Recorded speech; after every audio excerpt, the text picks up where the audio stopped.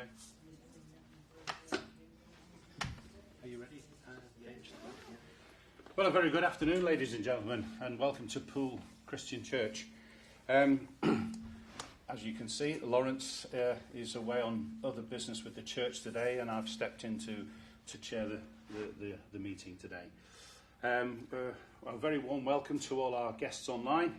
We know that we have a tremendous following from around the globe, and so if it's good morning, good afternoon or good evening, you're very welcome. Today we have David Powell, who is a good friend of mine. I've known him for a while as well, and he's been on the circuit for many years, and it's a great pleasure to have him here today doing his mediumship for us. So without further ado, I'd like to ask David to do the opening prayer. Thank you. Well, good afternoon, friends. Let's just take a few moments now just to join with one another and that great power of the Spirit. Great Spirit of love and light,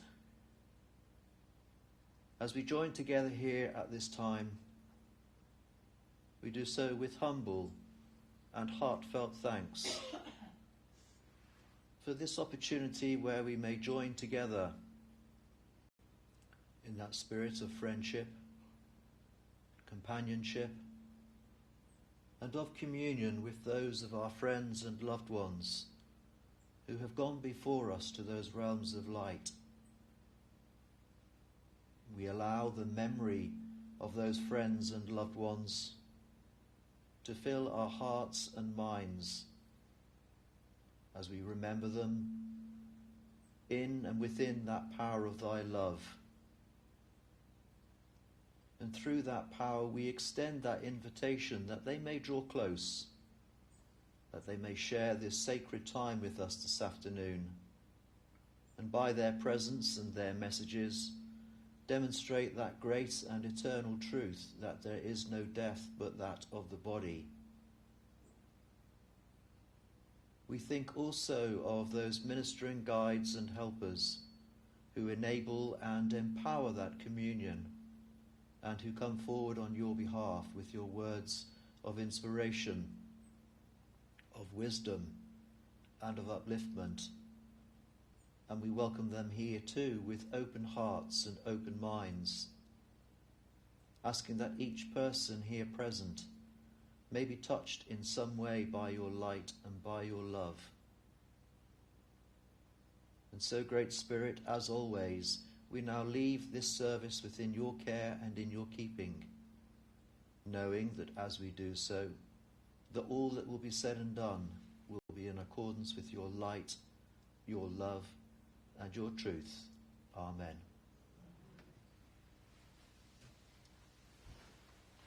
Thank you, David. If you'd like to now join in with me in saying the Lord's Prayer. Our Father, who art in heaven, hallowed be thy name. Thy kingdom come, thy will be done, on heaven as it is in earth. Give us this day our daily bread, and forgive us our trespasses, as we forgive those who trespass against us. And lead us not into temptation, but deliver us from evil. For thine is the kingdom, the power and the glory, forever and ever. Amen. We now come to that part of our service which is the healing part of the service, which ironically is very close to both David and I, as we both, I'm one of the church healers here, and David's a very good healer and in his own right. So we'd like you to go into that nice quiet space, think of those loved ones, our friends, our family who need healing. We can all collectively come together with this and send our thoughts and our prayers out to everybody. And if anybody in particular would like to name a person that's close to them that needs healing at the moment, please raise your hand, and if you speak nice and clearly so we can all send our healing to that person as well. So we'll go into the healing moment. Thank you.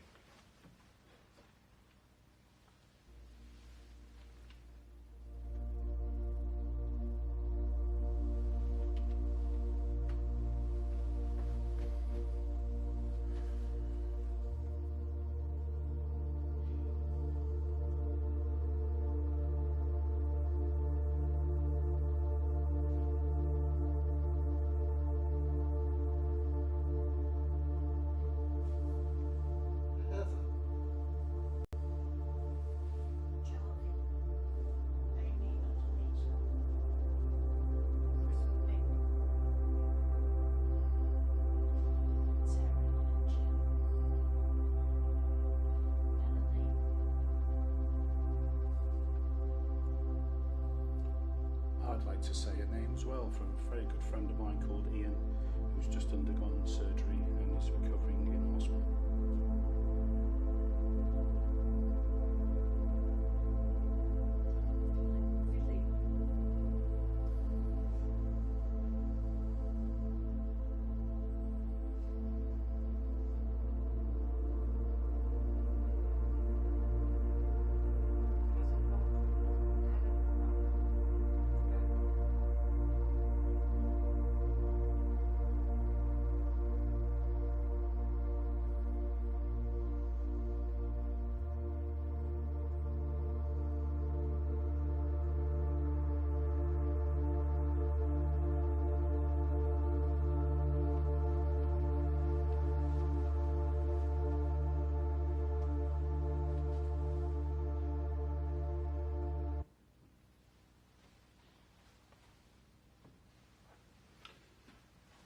Great architect of the universe, God of our own understanding, please send all those loving thoughts and messages to the recipients that have the names that have been called out in this healing sanctuary today. Let us also send our thoughts to all the people in Cuba who have been hit by this terrible Hurricane Ian, which I take no claim to, just because my name's here. However, Florida is going to be the next place it hits, and we pray that the devastation doesn't kill or maim anybody. Let's also think about the planet we live on, the wars that are raging around the world. Let's think of the animals on this planet and pray for them and send them healing across the globe. Amen. Okay, thank you, ladies and gentlemen. I will now hand over to David, who will give his reading and his philosophy. Thank you. Thank you, Ian. Well, good afternoon, friends. Good afternoon. It is a pleasure to be with you here at Poole Church. It does seem like I'm almost living here, because I was here on Saturday and had a wonderful day. So it's an absolute delight to be back with you today. The reading I'd like to share with you today, I don't know who has written this. You may have heard it before. It's been sort of doing the rounds for a little while. And it's called Life After Delivery.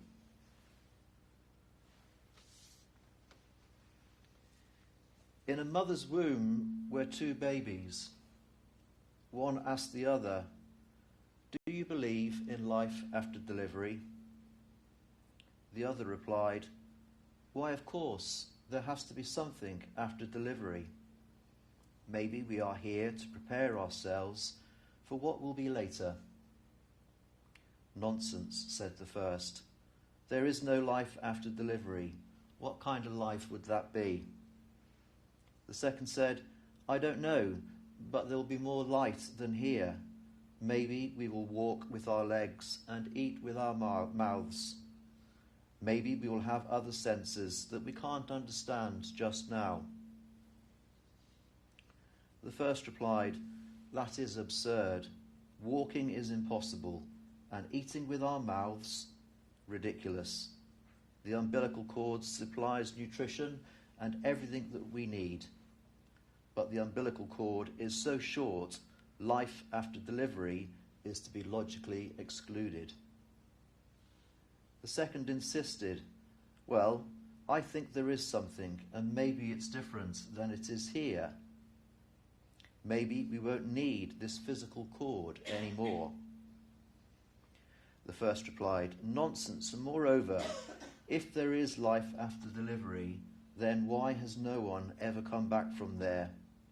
Delivery is the end of life, and in the after delivery there is nothing but darkness, silence, and oblivion. It takes us nowhere." "Well, I don't know," said the second, "but certainly we will meet Mother, and she will take care of us." The first replied, "Mother? You actually believe in Mother? That's laughable. If Mother exists, then where is she now?"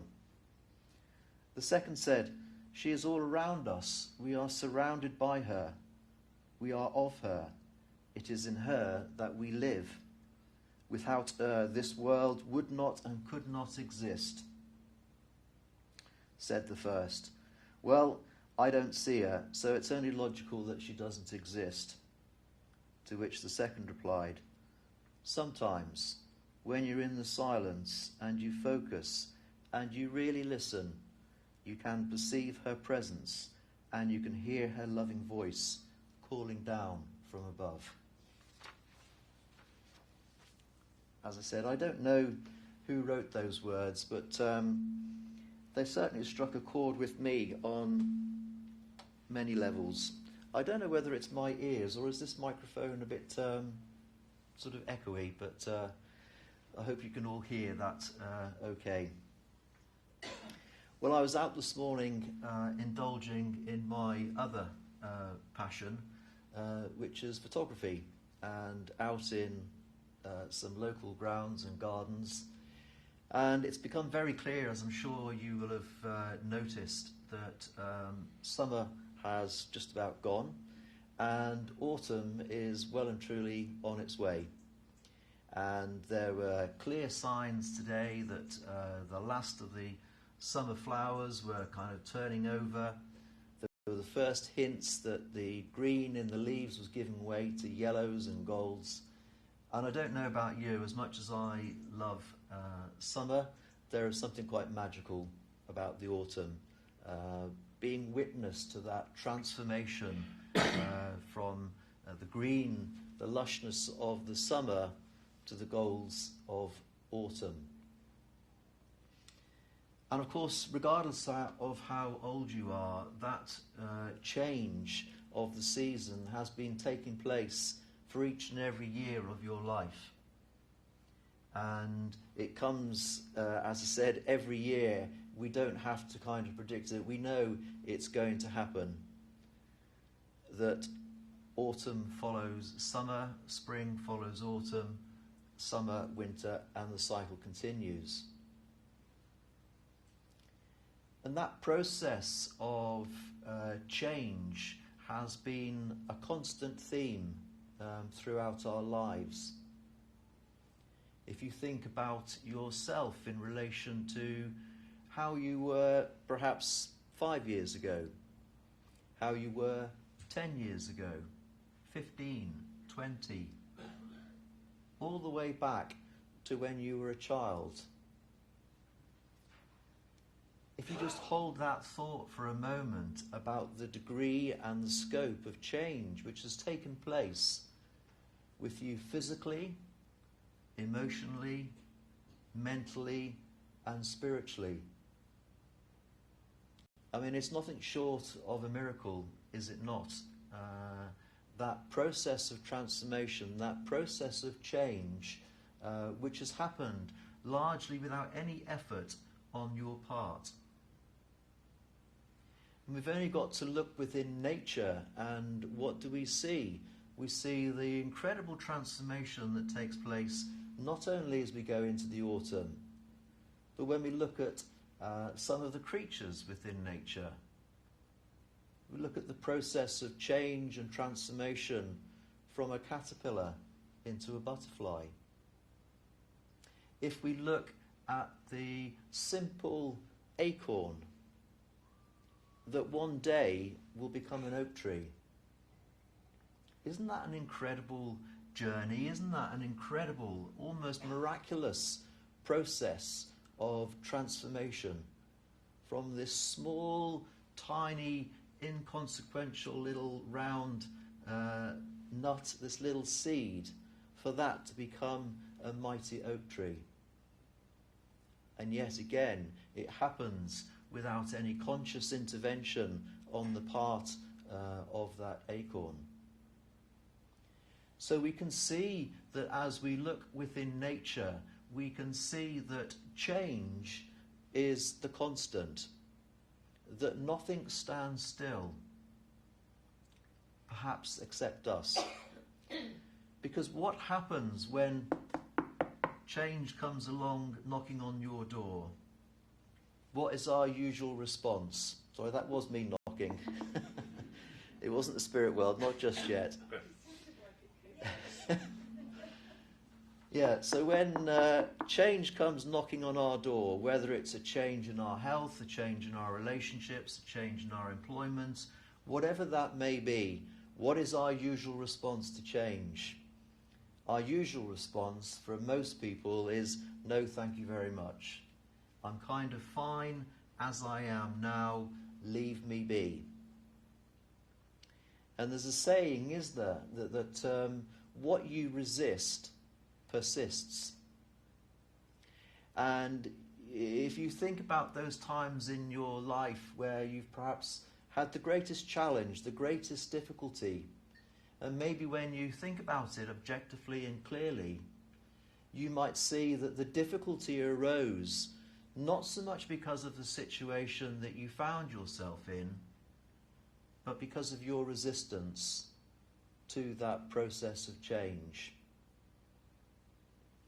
And when we think about it, when we think about the nature of life as being change, we can begin to see how perhaps silly it is in this tendency of us to resist change. Because when we resist change, we are resisting life.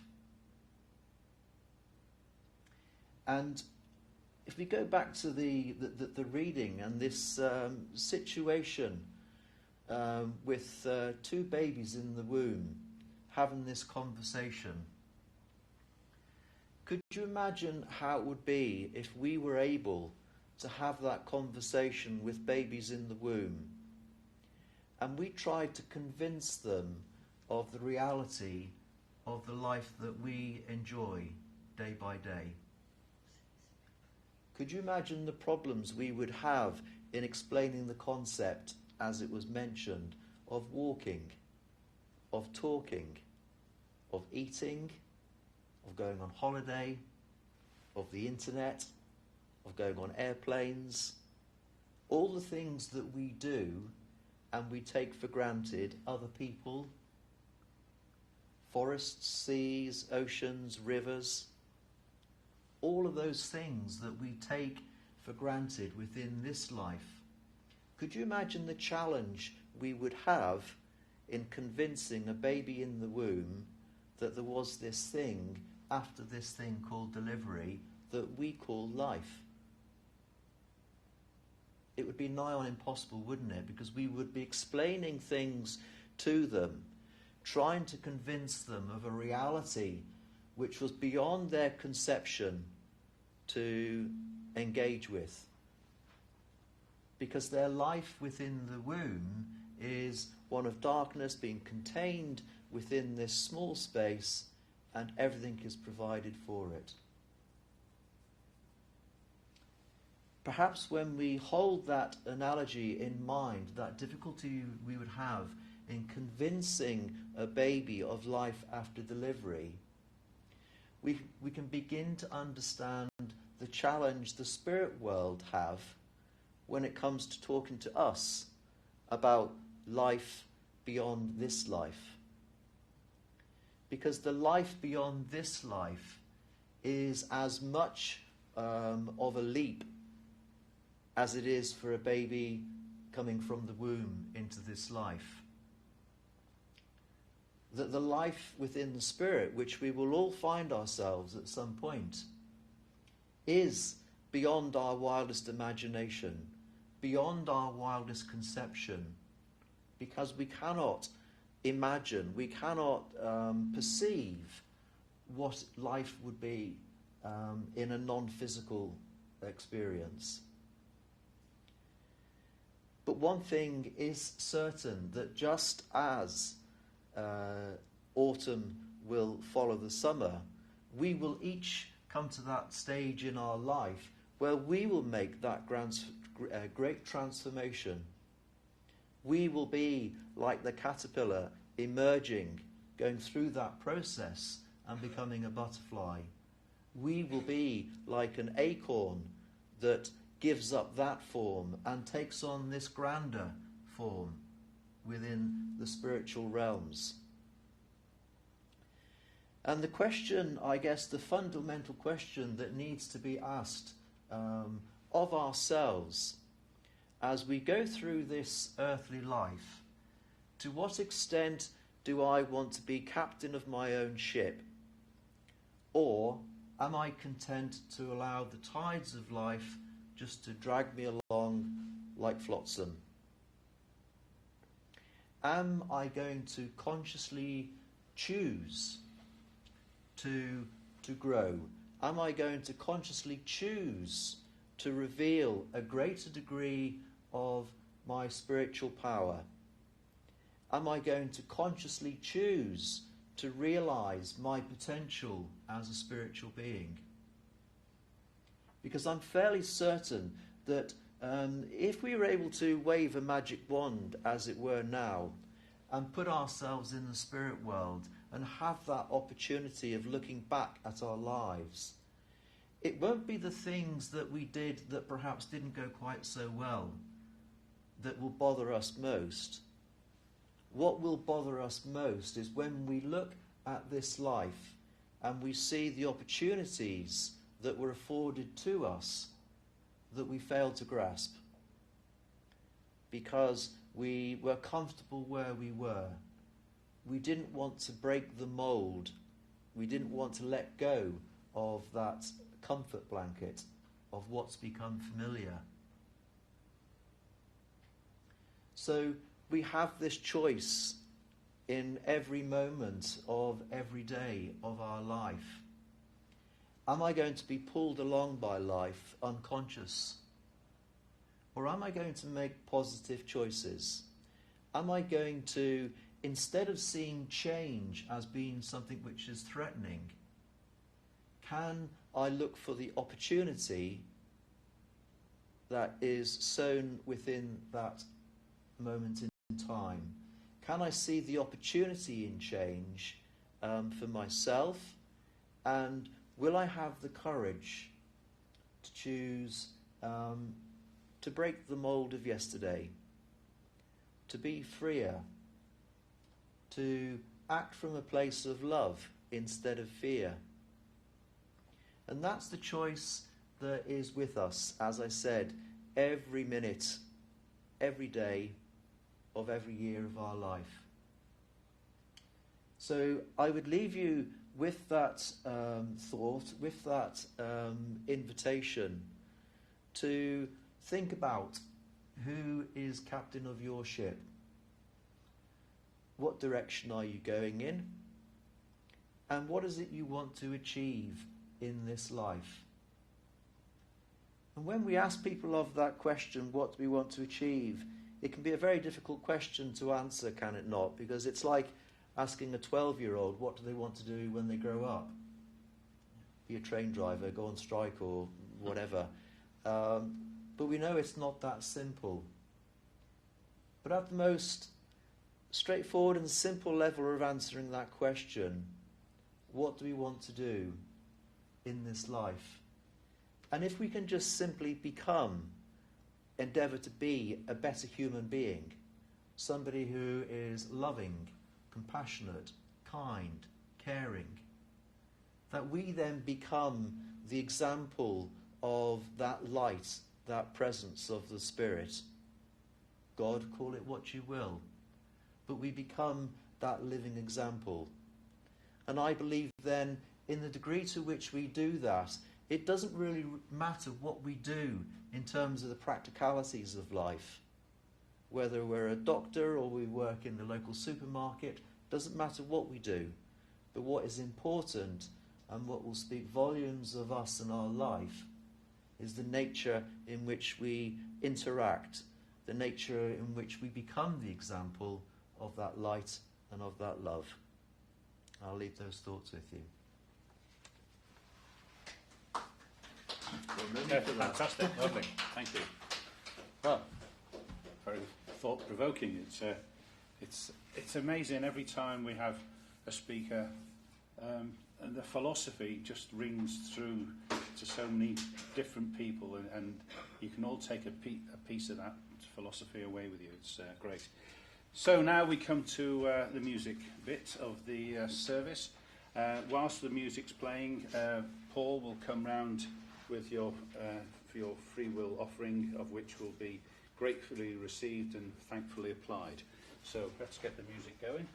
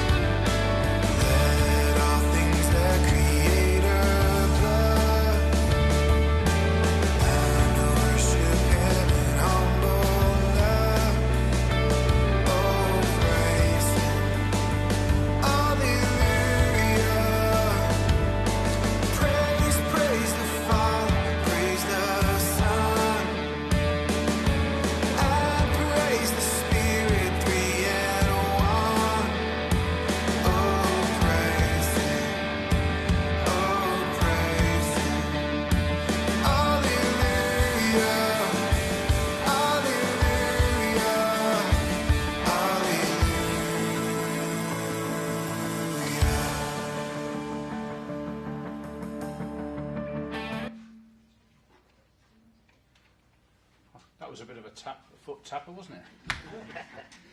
Okay, we now come to the part which David will give his evidential mediumship. At this stage, for the people at home, I know Lawrence always likes to get the atmosphere going and get the energy. So this is a three-way conversation. It's from spirit through spirit to spirit. So we need a yes, a no, or a maybe. So we have a quick practice again? Yes, no, maybe. Lovely. I shall leave it now to David to carry on. Thank you. Thank you. That is so important that you do speak up and acknowledge the presence of your friends or loved ones, because if you don't, it's a bit like if you want to phone your relations in Australia, you pick up the phone and just nod at it. You know, not a lot's going to happen, is it? So, yes, no, not sure. If you can also resist any temptation to give me information, because if you start giving me information, what's going to happen is I'm going to come and sit down there, you're going to come up here and give me a message. Okay? So if that's what you'd like to do, that's fine. But if not, allow the Spirit to come through and to bring their information through.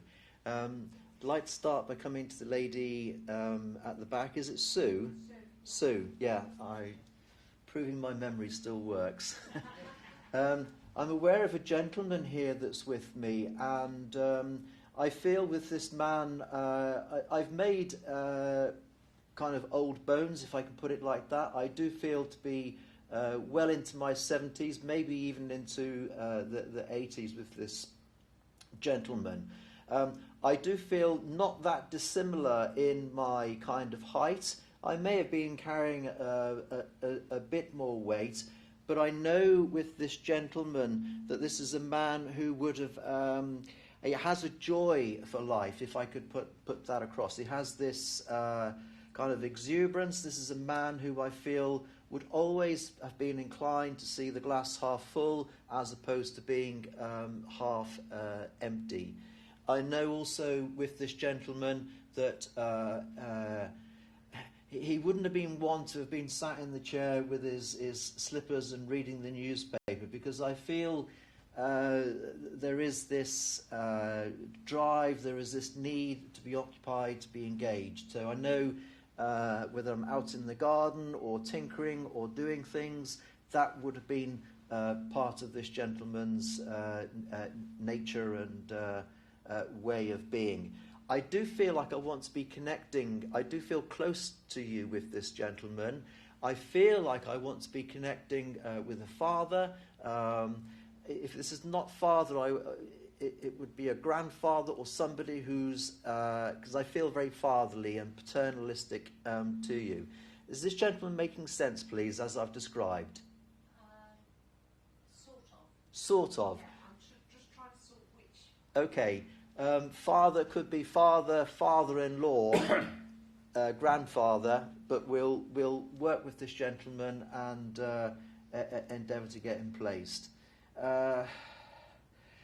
If I was to say that I feel with this gentleman that he would have gone through life and he would have largely been sort of untouched on a health basis, but I just feel as if I've gone through and then it's just kind of just finished like that. So I don't feel this is a man who would have had lots of illnesses and problems before he would have passed, because I still feel very much with it up to the end. Yeah. You'd understand that. Thank you.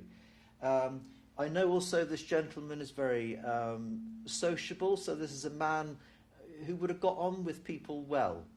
Yeah. Because I'm not saying he would have been up here, but if he had been, he would have been able to talk to people, because he has that kind of outward-looking attitude and sort of personality.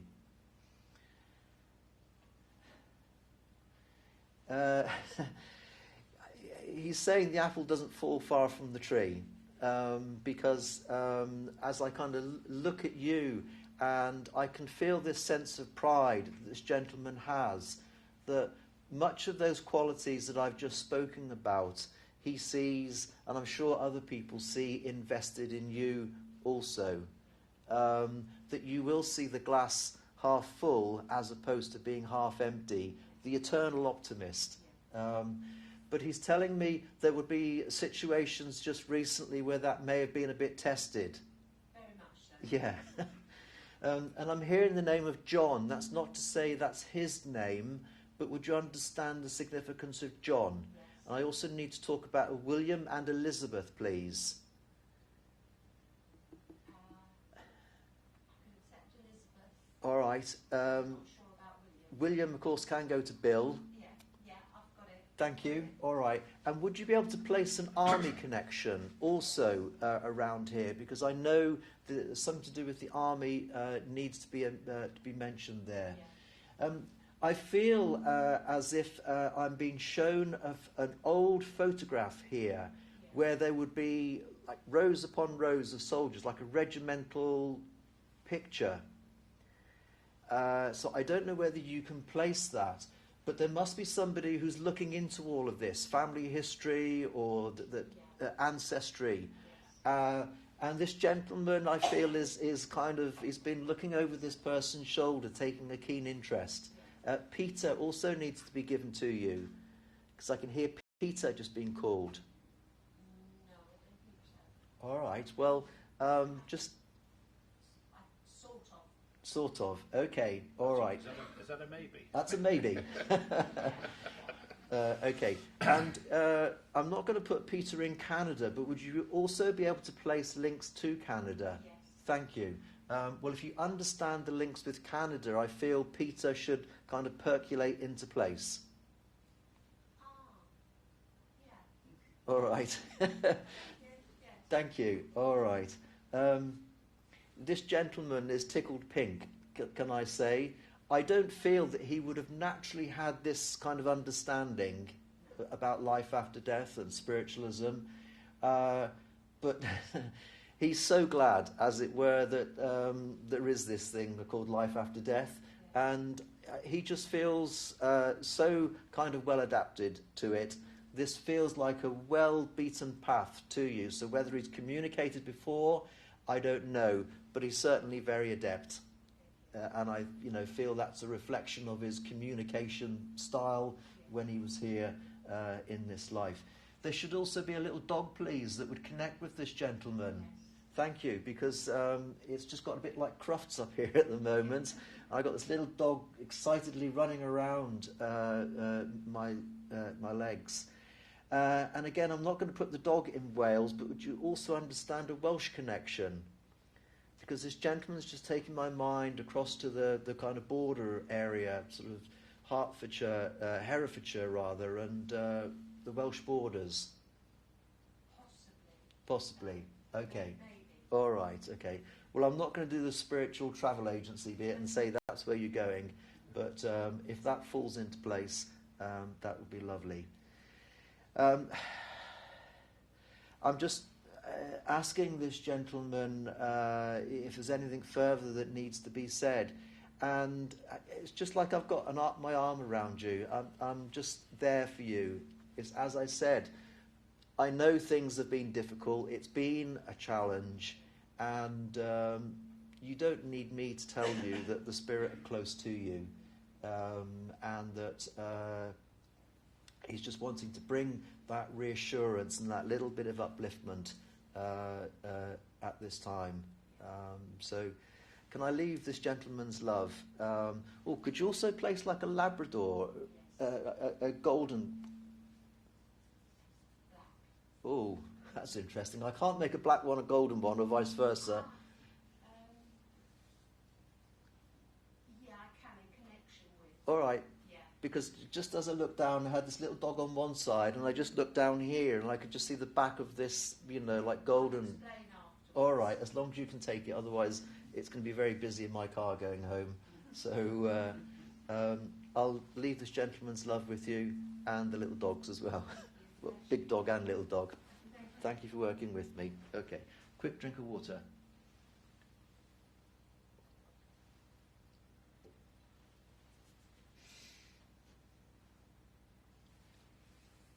There comes the lady, please. Got the lovely orangey top on. It is orange, isn't it? Yes. Yeah, thank you. I'm a man and I'm partially colourblind, so it could have been almost any colour, but You're correct. yeah, well, that's always good to know. Thank you. I'm aware of a gentleman here that's with me. This gentleman is certainly taller than myself. I want a man who would have been closer to the 6 foot mark. I feel with this gentleman I'm quite lean in my build and in my proportion, but I know as he's stood here with me, I feel like I need to be straightening up my posture. So I feel this is a man who would have carried himself well, both physically, but I also feel with this man that that kind of slight air of correctness and things needing to be sort of proper and in their right place at the right time would have been an aspect, would have been a character of this gentleman. It's not to say that he's kind of rigid or fixed, but there's as I said, a correctness with this gentleman. I do feel, again, like I want to be connecting.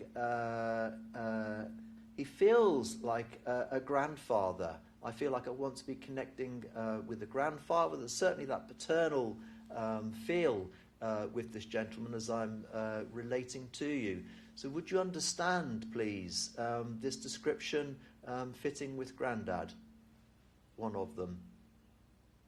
Looking very puzzled. Yes, I'm not really. Okay.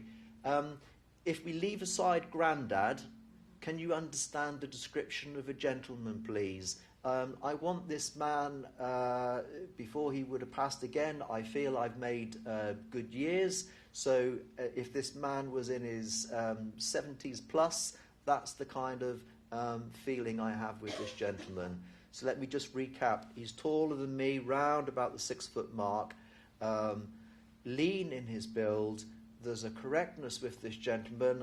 He would have carried himself well physically, but that correctness would be evident in his personality. He would like things in order.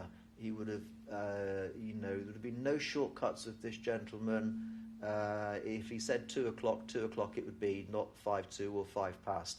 That's the kind of feeling I have with this gentleman. Could you place him? Ish. If you can carry on. I can carry on. We can certainly carry on. Okay. If I was to talk to you about someone having a problem with their leg or legs, would you understand that, please? Someone close to you. This same person or somebody else having a problem with their legs. I'm just asking this gentleman if he can just let's just get placed where we need to be. And he was making me aware of problems with legs. Yes. You'd understand. Yeah. Thank you. Okay. Let me just check before we carry on. Would anybody else understand this gentleman as he's being described? No takers? Okay. Can we keep working and we'll hopefully get this gentleman placed. I do feel with this gentleman that, as I said, there's this air of kind of correctness with him. I do feel that this is a man who would have not been overly demonstrative in his affections, in his care for people. I feel a little bit kind of contained. So this is not a man who I feel would have easily showed his affections, both physically or verbally. You would have had to have kind of assumed that you were loved and cared for by this man. It's there, but there's an inability, almost like a discomfort in being able to say the actual words and to demonstrate.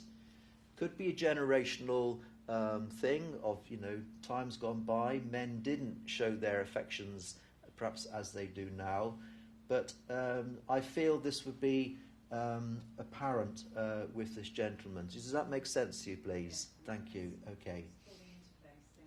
Thank you. Okay. Okay.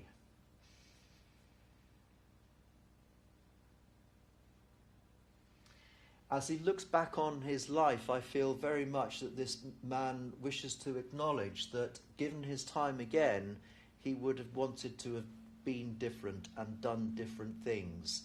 Because I do feel this feeling very much that not only have I shortchanged, as it were, other people, but he also feels he's shortchanged himself. That in being as contained and as sort of constricted as he was, he just wished it could have been different. So I'm not going to say it's an apology, but there's an acknowledgement there, and a feeling of regret that he didn't show more, he didn't express more of what was in here and in here.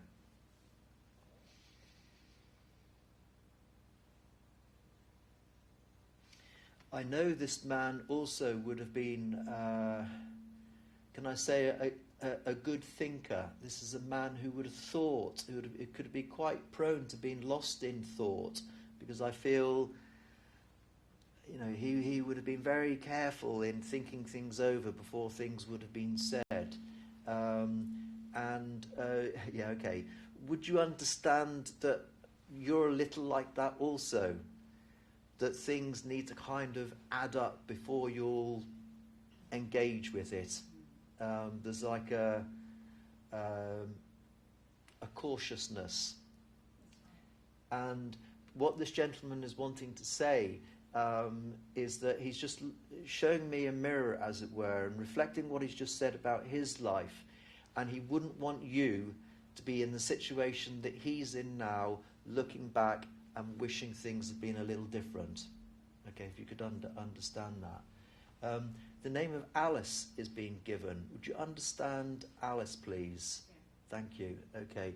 And would there also be what, Gwen? Yes. Gwen. Okay, thank you, because I just heard those names there being called. And this is incredibly random, but I have to give it because I've just been shown it. Do you understand the significance of a red double-decker bus? You know, like the old... Yeah. You don't seem to sort of get them these... Yes, there is a connection. You'd understand that. Thank you. I'm so relieved, because I thought, what on earth is this about? You don't tend to see the old double-deckers like we used to have in years gone by. But I was just shown this red double-decker bus, which, as I said, you'd understand. Okay.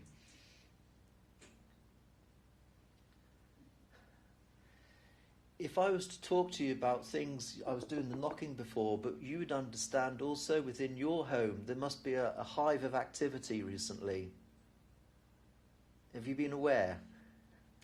Knocks and taps and maybe lights flickering or all sorts kind of going on that maybe you can't quite explain, or maybe you feel as if you'd turned around, you would have seen somebody. Yes, I know there's things happening. There's been a lot going on. Well, it's like the Spirit have been working to get your attention, to let you know that they are around and close to you, because again, there's been that need there for that comfort and reassurance of them being there. It's not to say that they're going to disturb and pester you all night long every night, but if you are aware of that presence, then just say, yeah, I'm aware. I can hear you. I can sense this and feel this, and it will just let them know that their efforts aren't going unnoticed. No, okay. I do that. Brilliant. Thank you. Okay. And would you understand, please, the significance of yellow flowers? Yes. Thank you. Because whether this is like a little memory or a little kind of shrine's not the right word, but I know that there's a little ritual with yellow flowers because they've been shown to me. I don't know whether they're daffodils or what they are, but I know these yellow flowers have a very special significance, and I'm wanting to. It's not a big bunch of flowers, but he's saying it doesn't need to be. It's just maybe 4 or 5 sort of stems, but that's what I'd like to leave with you, with this gentleman's love. And thank you for working with me. Thank you. Another quick drink of water, if I may. I don't normally talk this much.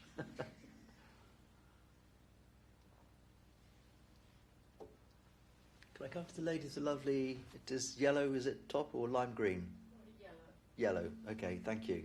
I'm aware of a gentleman here that's with me, and the first thing that I'm aware with this man is that I feel I would have had problems with my chest before I've passed to the spirit world, because I can feel I feel a little bit breathless. I don't know whether it's like a congestion on my lungs, but I do feel as if this man is kind of having to kind of take the weight, and I feel, as I said, just like the wind has been knocked out of my sails.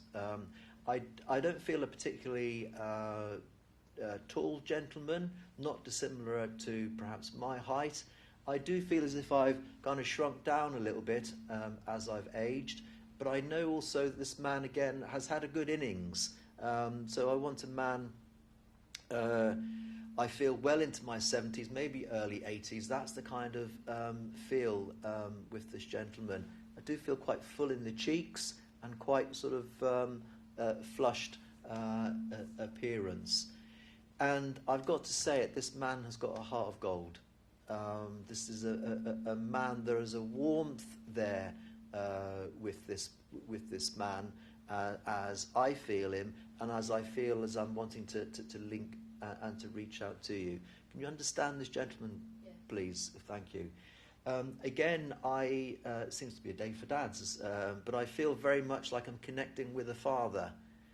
So you'd understand, Dad, please. Thank you. Okay.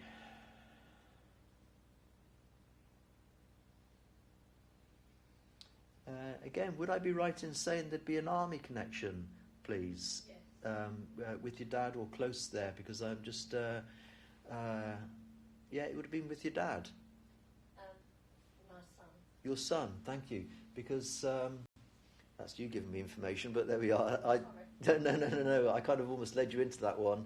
But as I was with your dad there and talking about the army, I just had this incredible sense of pride and feeling I was wanting to kind of stand up straight and come to attention. And I mistook that, I said, for your dad. But if you understand it with your son, then that's lovely. Thank you. Okay.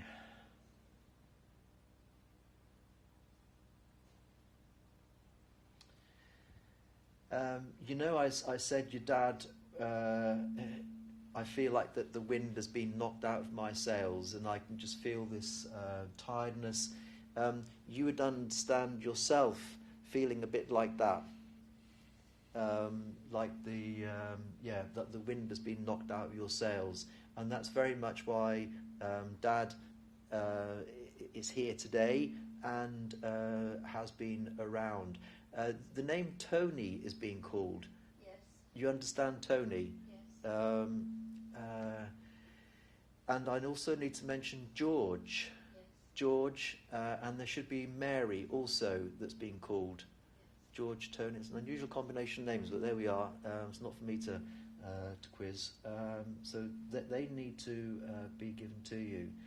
But it keeps on taking my mind back. There's this... I'm not allowed to come off the platform, but if I was, I'd want to come round and put my arms under your arms and hold you and kind of lift you to your feet. That's how he makes me feel, so very, very, very strongly. Just for you to have that relief and to, he's wanting to take the weight off your feet, as it were. He's not going into details, he's not telling me what that's all about, but he's making me aware of that very, very strong urge to want to be able to do that. So I'll have to give you a little hug at the end of the service if I can, or keep him happy. Okay. Because he's saying to me that life may feel to be a little bit on hold at present. Yes. Okay. But he's wanting to encourage you to put your best foot forward, which is, I feel, would have been a characteristic of your dad that I don't feel he would have had necessarily an easy life, but there was always that within your dad to kind of get himself up, brush himself down, and get on with it. And he's wanting to remind you that you're made of the same stuff. That's what he's saying. You might have forgotten that a little bit, but he's wanting to assure you're made of the same stuff. Okay. And I know you're here today, obviously, but there must be, you must be engaged in some kind of exploration of mediumship or spiritualism in its wider sense. You've always been interested. Okay, thank you. You know that expression, hiding our light? You'd recognise that, wouldn't you? Because your dad and those in the spirit world who are drawn to you are wanting to use this opportunity to give a very gentle and a loving, just a little poke, a little prod. Because, as was said during the address, we come into this life, we have all these opportunities, and we have abilities, and it's about matching those abilities to the opportunities. And they're suggesting to me that there's opportunities there for you, and it's just a question of you stepping forward and realising those opportunities. I can't say in what endeavour. You will know where that lies, but that's the encouragement which they would want to give at this time. Okay, thank you. Would you also be able to take some little dogs, please? Yeah, I was going to say, it was like Crufts before. It's like twice Crufts because there's lots of little dogs, and they are predominantly smaller dogs running around, all sorts of kind of shapes and sizes and colours. But you'll have to take those home with you because they're definitely not coming back in my car. So can I leave your dad's love with you and all the little dogs, and I'll give you a little hug when we're finished. Thank you. All right, thank you very much. Ladies and gentlemen, I can't believe we're coming up to 5:45, so we're just about out of time. But can I thank you for your love and support for making those messages possible? So thank you. Thank you. Lovely. Thank you very much, David. That was wonderful. Thank you. We have a couple of notices. A Saturday evening we have an online Lyceum night with Frederick. We have a gentleman staying with Lawrence here from Sweden, and he's obviously going to be holding the online Lyceum evening.